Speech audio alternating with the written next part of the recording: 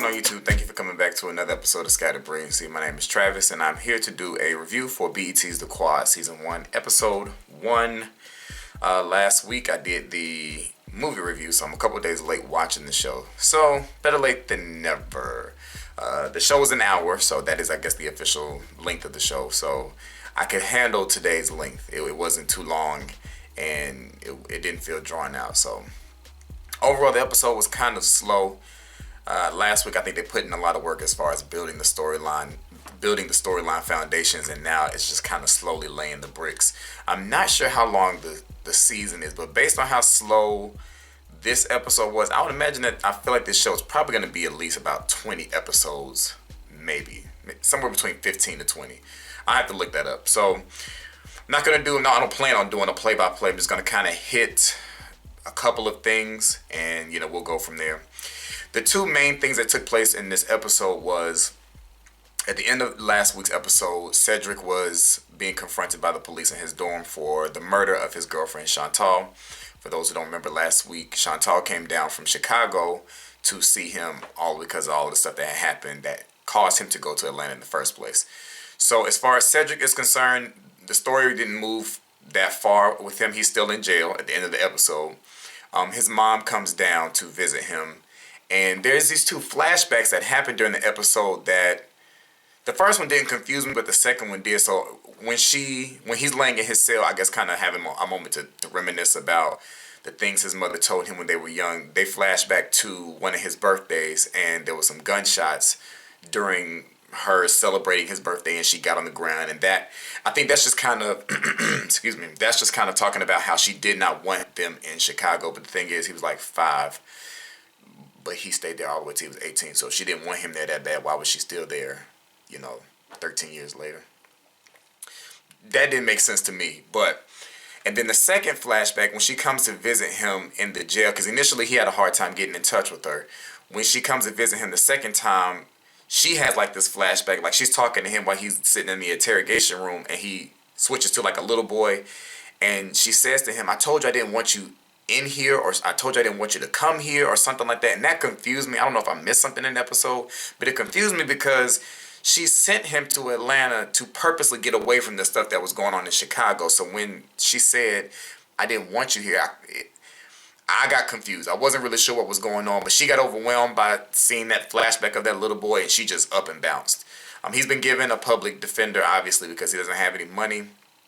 And also, he ended up getting a visit by his roommate, Bryce. Bryce's dad came to visit him. Bryce ended up having a conversation with his dad earlier in the episode because Bryce's dad really does not want his son to be associated with Cedric. He wants his son to stay away from him because he feels like they come from two different backgrounds, and they do. Bryce is, they said, a third generation wildcat? They wildcats? Mountain lions? They're some kind of feline. He's a third generation of GAMU, and he plans on his children, will probably be fourth generation. And so Bryce's dad is also a lawyer, and I believe his dad wants him to be a lawyer as well. So he feels like, don't get involved in Cedric's issue because it's going to be bad for you in the end. So Bryce's dad ends up visiting Cedric in jail, and at first I thought, okay, well maybe he came around and he's going to help Cedric, but pretty much he was just telling Cedric, stay away from my son. I don't want my son involved with you. And Cedric was really thinking that he was coming there to help him, and he just was not. He wasn't there to help him at all. So I'm pretty sure by the end of the season, Bryce's dad is going to have a change of heart, because something's probably going to happen to Bryce to make him have a change of heart. But we'll see. For now, Bryce's dad is a butthole. Also, one of the major things that happened during the episode, which I thought was kind of funny, was Dr. Eva Fletcher's. Why did I say that? Anyway, the water gets cut off at the school, which I thought was pretty darn hilarious, because I could only imagine what would happen when I was in college if the water got cut out. I would have sent an email to every one of my professors saying, "Sorry, I'm not coming to school class today because my butt stinks." I would have rolled that excuse till the wheels fell off. So the water gets cut off at the school, and she ends up taking $150,000 out of her joint account with her husband, and she uses that to pay the school's water bill to get the water cut back on. And in doing all of that, she's now out of $150,000, as well as she's out of the money that was in her and her husband's account. The husband comes down to deal with the whole situation from last week when Sydney was at the party and she ended up getting alcohol poisoning. So they come down to kind of confront her about the decisions that she's making, and they end up sleeping together, which I guess makes sense because they're husband and wife. But after they sleep together, the husband is like, I actually don't really want to do this anymore. So he leaves. And yeah, he leaves, which was... I hate when a show leaves me with questions. I feel like I have more questions than I do answers. So I guess I have to wait till another episode to find out exactly why his change of heart... I mean, I know why his change of heart was so quick. But you know why it was so quick. But I guess that question hopefully will be answered later. Also dealing with Dr. Fletcher. She ends up... Obviously, I know I'm all over the place. Obviously, something's going to end up happening between Coach Hardwick and Dr. Fletcher. It's just a matter of time. They're kind of building a bond. Coach Hardwick knows is it Warwick or Hardwick?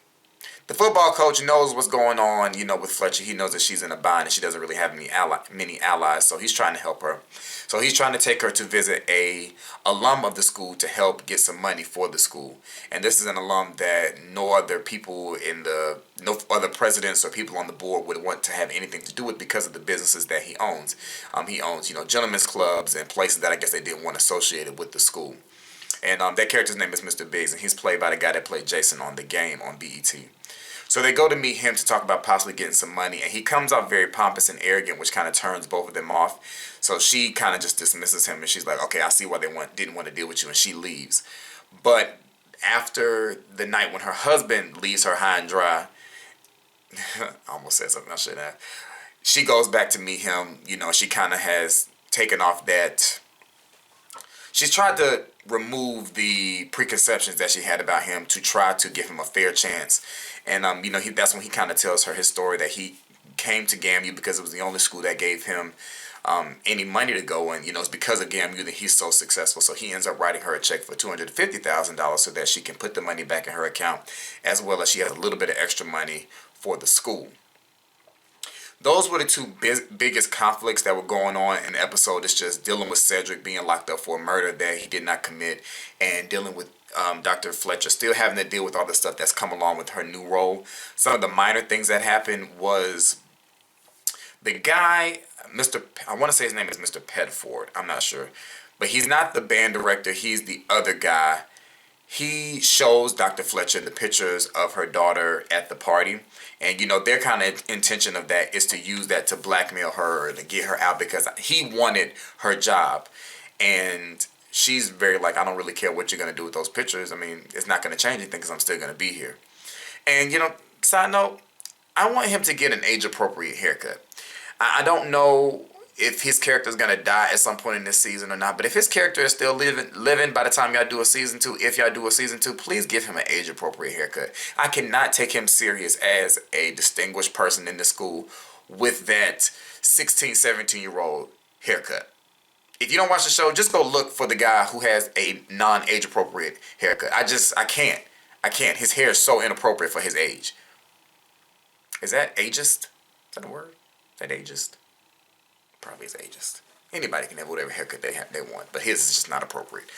And outside of that, maybe I should have turned that off. And aside from that, she goes to tell the band director, y'all's little threats of trying to get me out using my daughter's photos is not going to work.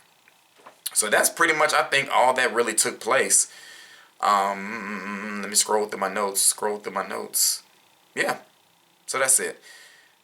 It's 2 more side notes. The intro to the show is too long.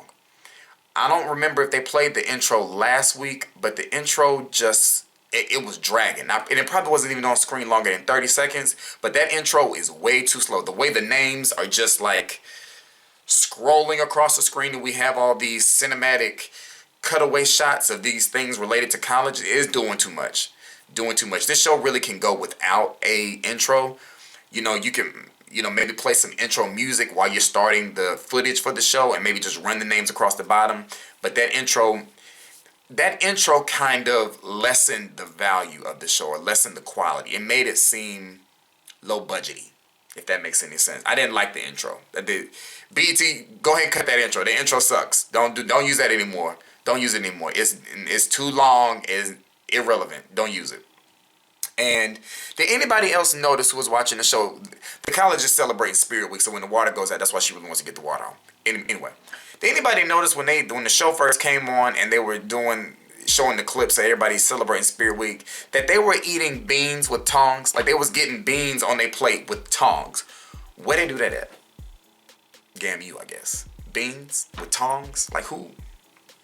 But anyway, that is my quick review for season 1, episode 1. I thought last week was episode 1, but I guess last week was just the movie.